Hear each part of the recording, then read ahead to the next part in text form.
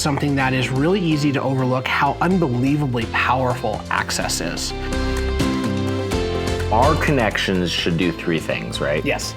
For our clients, it should save them time, save them money, and save them frustrations.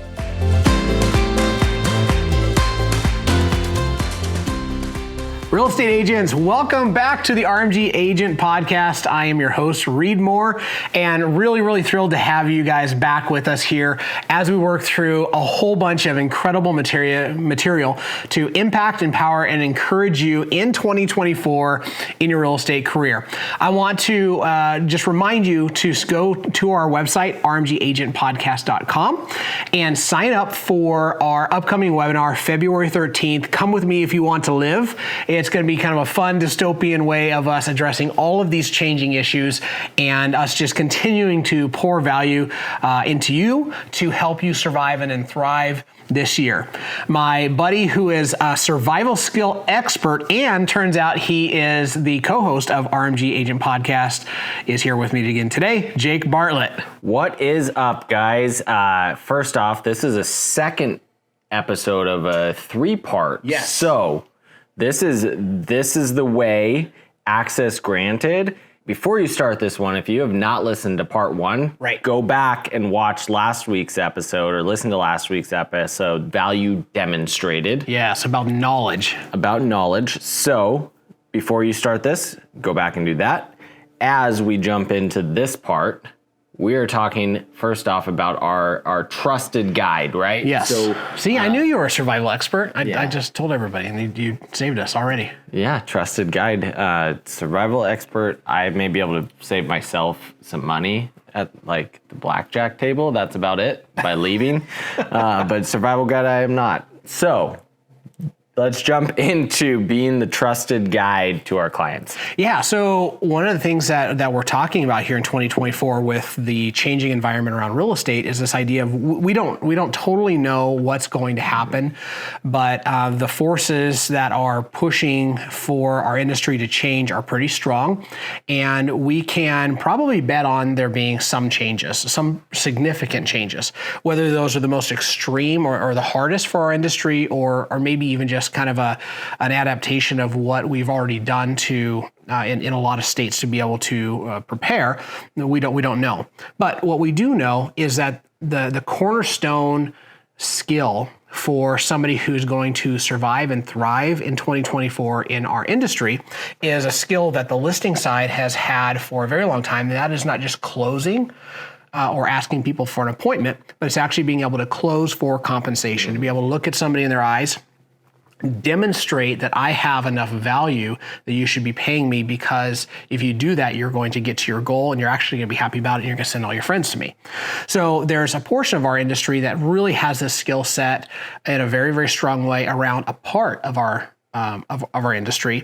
But I think very strongly, regardless of what happens in our industry, for you to be somebody who can close for compensation, who doesn't work for free, and to be able to do that at a high level moving forward, you need to be a trusted guide.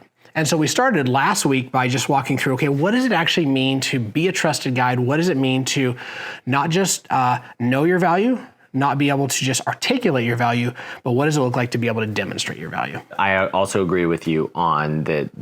The real estate landscape is changing. It could be small, it could be big, could be drastic. Any of those, we're still going to be working through this, because this is a great model just to approach the mindset at which you learn, the mindset at which you close for compensation with your clients, and also how you deliver the value that you are going to, or demonstrate the value you're going to deliver to your clients. Right. So our second pillar or second leg of the triangle, right, is going to be access, right? Yes. It's going to be access. So what do we mean by that? Yeah, so if we think about delivering value, we're breaking this into three things. We're making a triangle out of it. And that is we have our knowledge, we have our access, and then we have our application. So last week we talked about knowledge, and we talked about the four different areas of knowledge that you can use your time and intentionality to go and really get better at. And so that has to be applied to the client specific situation. And what we're talking about today is access. And access is something that is really easy to overlook how unbelievably powerful access is. So access fundamentally is access to relationships and to forums or to places that your clients can't get without you. Yeah, so these are going to be all of the contractors, lenders, title professionals, anybody that you can send your clients to.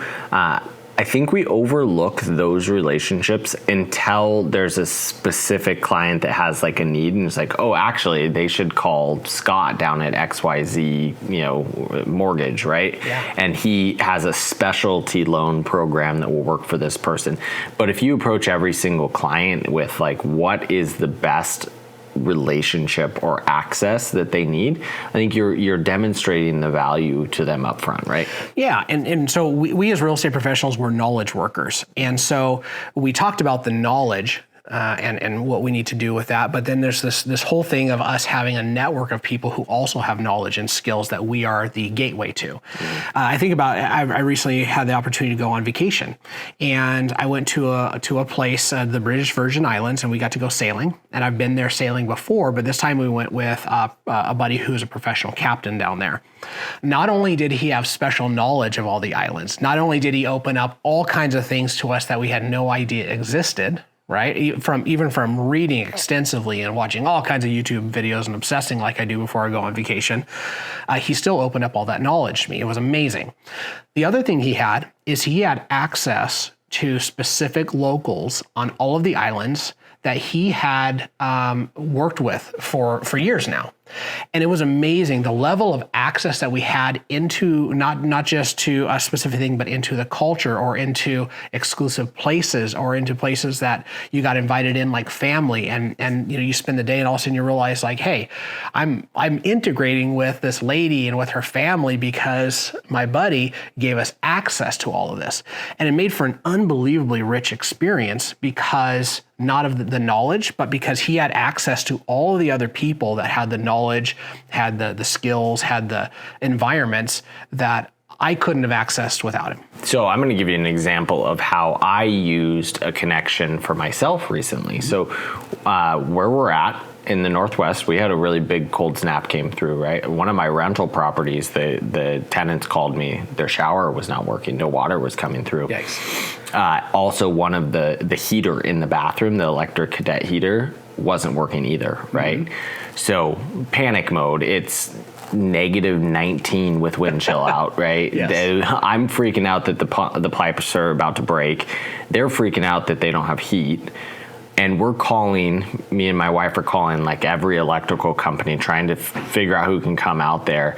And none of the people that we could get a hold of could get out there. So I started calling contractors and people that I know. I actually called Max. Sure. Max like, hey, call Jim. So I called this guy who's, I dropped Max's name, tell him that we're buddies, and he's like, cool, I can be there in 2 hours. Right. So he runs over there, does his thing, like he saved my life basically in this moment, and was able to make the clients happy and everything like that. Fast forward a few days. So the one electrical company that did give us an appointment, this was on Saturday, said that they would call us on Monday with our appointment time. Monday never came around, or Monday they never called. They finally called on Thursday and said, we can try to schedule you now. And we're like, well, we actually already got it taken care of. Right. But just so you know, like you were supposed to call us, like, I completely understand. We had 1,200 phone calls on Saturday. Right? Like my connection to a few different people was able to make a couple extra phone calls and get somebody over there in 2 hours when the rest of the city wasn't able to do that. Yeah, gosh, it's such a great example, right? So your connection to this one buddy of ours was the difference between being some unknown person in a list of 1,200 people, of which 1,000 people couldn't get to, and having your pipes freeze to the point that maybe they burst, or having somebody out there in 2 hours and saving who knows how many thousands of dollars, right? That's what access looks like.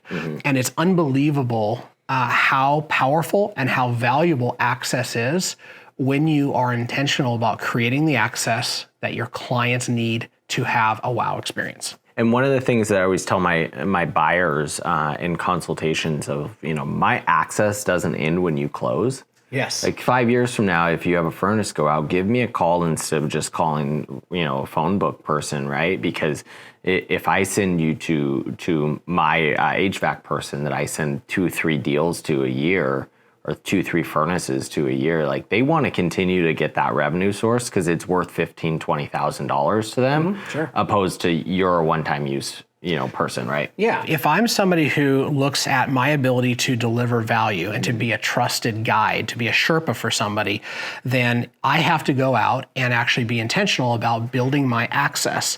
And the amazing thing about your access or my access is it's not just my access.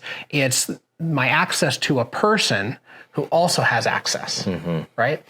In order to do this, we actually have to be intentional about it. So just because you're a real estate licensee, just because you're in the industry, just because you're a nice person, doesn't actually mean that you have access, right? So it's something, again, we're looking at things that we can control. The only thing we're talking about are things that we have some level of control over, because when we look at 2024, there's all kinds of things that are out of our control, like irrelevant, right? It's not irrelevant to how it impacts us. It's irrelevant to what we do about it. So now we focus on things we can control, right? So our connections should do 3 things, right? Yes. For our clients, it should save them time, save them money, and save them frustrations, correct? That's right. So if you're a client, you don't care about the access, you care about what the access delivers to you, right? Same thing, like you may care about the knowledge, but most likely you care about what it creates. So if we're going to save our clients time, money, and frustration potentially through a process, and before and after, then there's 3 things that we have to be able to do, or you could say there's kind of a model for the person that we need to become to be somebody that has greater and greater access inside of the real estate community, inside of our service area, right? So those things are, we have to work on our reputation. And reputation has to not just do with your character, but it actually has to do with how much business you do. If you have a reputation for somebody who gets things done, you have a reputation for somebody who is abundant-minded, right? Who is thinking more than enough, and your reputation precedes you, right? So you can have a great reputation, but when your reputation precedes you because it's getting bigger and bigger and bigger, that starts to grant you access. And the next one is reciprocation, right? Yes. Yeah. I heard the phrase of the law of reciprocity, right? Reciprocation. Yes. But this is a huge one in our industry. It is, yeah. So reciprocity is it can be tit for tat. Like, I only do things for you because I'm going to expect something in return. My experience is that just doesn't work well, right? What has worked extremely well for me is this idea that anytime anybody from my network needs anything, like we talked about with our clients, we want our clients to call us. I'm your first call always, right? But that goes to anybody that's in my network, anybody that I have an opportunity to exchange value with. I want you, if you need a hire, or you need a new car, or you need anything, like, I want to connect you with somebody else that I'm connected with, because one is, it feels good. It genuinely does. Like, I'm serving. But we can also understand that if I'm somebody who every time you call, I'm like, as best I can, I drop everything and I set out to serve you. When I call you and say, hey, Jake, I'm in a bind, right? It's going to be a no-brainer for that person to say, hey, I'm going to move heaven and earth, just like you've done the last 7 or 8 times, to be able to help. And so the reciprocity is a part that I think that people understand, but the way that you act has to be massively abundant towards flat out just giving. It doesn't have to be that way, but that's the way I've seen it work the best. Is when I think about reciprocity, I don't think about if I, then you. I think if I. Yeah, I want that relationship to be. It's that, for me, it's them first, right? Like, what's important to that reciprocating partner first, and in building those relationships, that's usually how it starts too, right? Is talking to that, say it's a contractor or business owner, or finding out what their needs are, and then going from there. So if they're looking to hire somebody, right? Yeah. I want them to call me because I might have somebody that's looking for a job and I can be their first call to line up. And so finding out how you can help that person first and then doing it. Yeah, so we're working on our reputation, and if you don't have a great reputation, then like you got to fix that. But I think that a lot of that is just getting your reputation to go out and precede you. I think the second thing, right, is reciprocation. I think the third thing is resource. So your resources, it's kind of this same triangle again, right? Like with your contractors, like we're demonstrating this to our clients that you can use us for our connections, but also our connections should use us for our connections. Right. Right. And so when you're building strong referral reciprocating partners, like you're building these businesses where they serve each other so much, right? And even really great businesses build these for themselves within their own business, right? Yeah. Like when a big real estate company buys a title company or they buy a mortgage company, they start to build these legs where they help each other. You don't need to buy that. You can build this for other people as well. Yeah. And so I think this goes along to just thinking about, do I wake up in the morning and think of myself as a resource for everybody around me? And that's one of the things that we do when we zoom out and we look at real estate, specifically residential real estate. When somebody buys a house, that house, it's shelter and it's got a floor plan and it's got all that stuff. But really what it does is it puts a pin in a map for their family that their entire life gets to, it gets to start to radiate out from. And that is so, so huge. And so if I help a family park their life in this place that helps them build the lifestyle and hit their goals and all that stuff. And by the way, I didn't just help you buy 4 walls and a roof and a furnace. I helped you access the lifestyle that you want for your family. And I am the resource for that lifestyle to continue and to grow and to thrive. Tell me how I'm not being a trusted guide. Right. Tell me how I'm not going to get paid for what I provide. Yeah, you're Yoda to Luke, right? Yeah, that's right. Yeah. That's who we want to be. That is who we want to be. Okay, so also within the access, and this is one that people overlook, right? Is our ability to lead generate gives our clients access to what? Yes. To freaking everything. Yeah. Lead generation's everything. Yes. Right? If you hear the word lead generation and you kind of get back on your heels, man, this is going to be a rough year for you.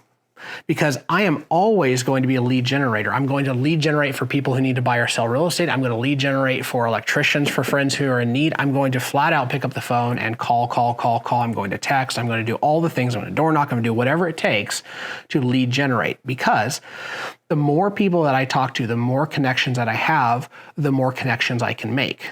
Right. So if you think about like a lifeline, that's different than a spider web. Right? I never want to have single points of failure in my leadership, and I never want to have single points of failure in my business network. And the way that I do that is if I can connect hundreds or maybe even thousands of people together, and I can be somebody who is constantly staying in touch and constantly asking people what they need, what I can do to serve them. Do they have real estate needs as a part of that conversation? Lead generation is it is just the absolute thing that makes us go around. As we talk about the demonstration of value to buyers, and you start talking about experienced buyers that have bought 5-6 homes, and they might not actually need as much of your help as far as like showing the house, right? Like understanding floor plans, understanding home inspections, maybe even negotiating. Maybe they're a lawyer and they negotiate all the time, right? Like they may not need some of those things that you do, but if you can demonstrate the value and deliver it based on your ability to lead generate for business and find them an off-market deal, right? Yeah. That is value that you are giving them through your access that only you have. Yes. That's exactly right. Let me give you kind of a recent example. So one of our awesome agents and a dear friend up in Alaska is he's a lead generator, right? He's just like he picks the phone, he does what he needs to do to be able to feed his family and to provide for his goals, all the things.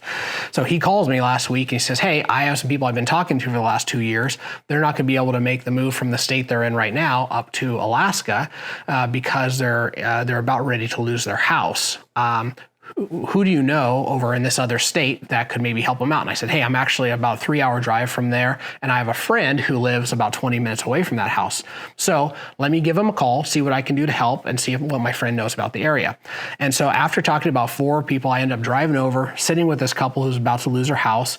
I don't know what's going to happen yet, but I might be able to buy the house, get them money, save them from foreclosure, get the guy in Alaska who works for us paid. I got great information from my other buddy, and my brother and sister-in-law may actually be the buyers for the property, a property that they've been looking to buy, like this type of property for years and years and years. Okay. So because he did lead generation and then he accessed me and I have a friend that I can access, all of a sudden you start seeing all this, and I don't know what's going to happen yet, but this is a deal that didn't get found. It's a deal that got created because somebody was regularly picking up the phone and talking, right? Regularly fishing for deals. Yeah, so this is a deal that came across 3 different states and like 4 different people. And ultimately, if it works out, we walk away and every single party is a winner. That's amazing. That is what access does at its best. Yep. That lead generation muscle is something that we have to continue to flex, and it is something that will be value to your clients. Like just as you lead generate for those buyers, say you're circle prospecting for them, right? Like that is a straight value demonstration to them on your ability to actually call them, right? Yes. And have those conversations. It's something that you're doing naturally that actually shows your value without actually doing anything else than just that. We talked to agents about doing that, right? And some do and some don't. The thing is if you do it consistently for a long period of time and you take notes, and your notes can be as simple as, you add a new contact to your phone and you put a notes with their needs, like what they have to offer and what they need in there. And all of a sudden you and I have a conversation, you say, "Man, I'm looking for a property in Oregon in this area." And I just think, gosh, it seems like I remember somebody. I type in, in my notes, and sure enough, here's somebody. Hey, I'm going to give this guy a call and see what he's got. Right. That if you do that once or twice, that's neat. You do that for 5 or 6 years consecutively, all of a sudden, like you're the godfather, you're the godmother, right?